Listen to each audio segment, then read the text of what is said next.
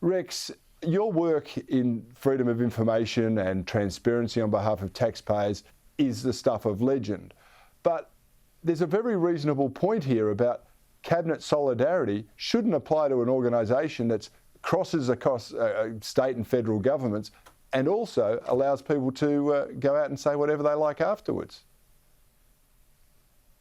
Yeah, good evening, Corey. Look, there's a very important principle we have in our democracy that the government works for us. All of the pollies actually work for you, and we're entitled to engage in discussion and debate and criticism and congratulations in relation to everything that they do.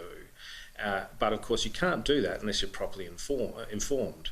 So the general principle in a democracy is that we should be able to see things, and I'm not talking about the load characteristics of missile systems on an F-35 or the top speed of a submarine. National Cabinet, as you alluded to, talks about things like whether we should wear masks, whether we should have border closures, whether kids should have gone back to school, how the vaccine ought to be rolled out. They're pretty important things, but things in which we ought to be able to test and discuss and debate and put into the media.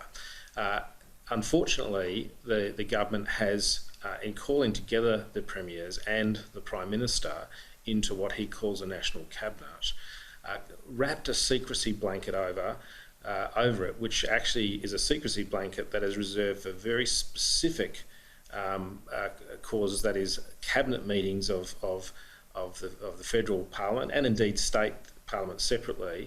We've got an issue here because the national cabinet is not a cabinet of ministers responsible to one parliament. There's only one federal minister in that parliament.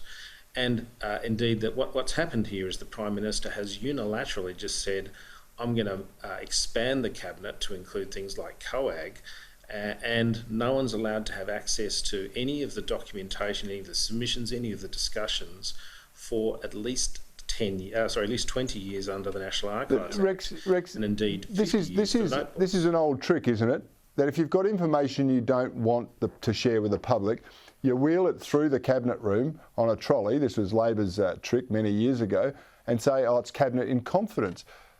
What you've pointed out is they're discussing things that infringe upon our civil liberties, that have changed our way of life immeasurably, including mass lockdown, education, state lockdowns, vaccine rollouts. All of these things are critical, and we need to know what's going on. So what have you actually done about it? Well, what I've done is I've actually challenged directly the principle that the National Cabinet is a cabinet. I sought access to the minutes of the National Cabinet, and of course got a knockback under freedom of information laws that says, no, sorry, they're cabinet in confidence.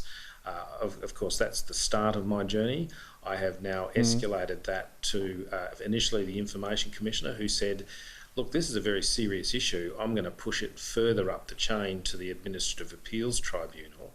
Now, at that point, the government said, look, this is not complex. It's not a big issue. It's all been sorted out. They would have preferred it to have sat in with the Information Commissioner for a couple of years, but she has very properly escalated it to the AHC. Now I'm in the Administrative Appeals Tribunal, and the Administrative Appeals Tribunal has looked at the issue and escalated it to a federal court justice. And now the Commonwealth has engaged at taxpayers' expense to try and keep this information from us, has engaged a Queen's Counsel to argue the case against me. Now, luckily, I've got some senior counsels in the law fraternity that have agreed to assist me to make sure that this is argued properly. It's a very important question. Cabinet goes back several hundred years.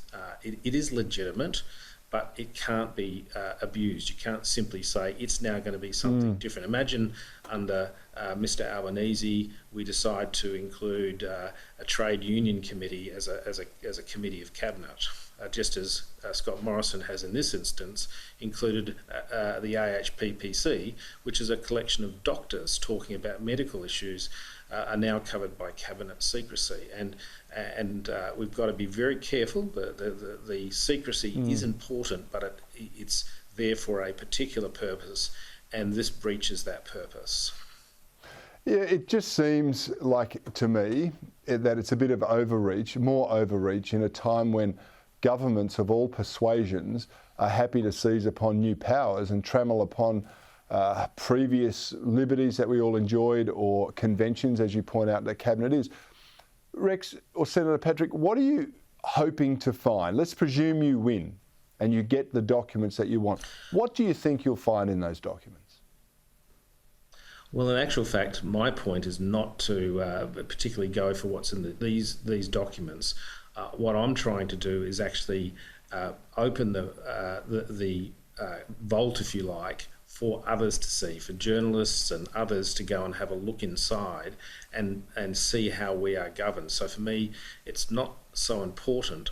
I'm actually fighting this on principle. I think the Prime Minister has overextended, and I want to break that. Look, I don't mind that the Prime Minister calls together the premiers. That's what happened in World War II. Under war conditions. We had a national council, but we didn't try to wrap that in the secrecy blanket that the Prime Minister is.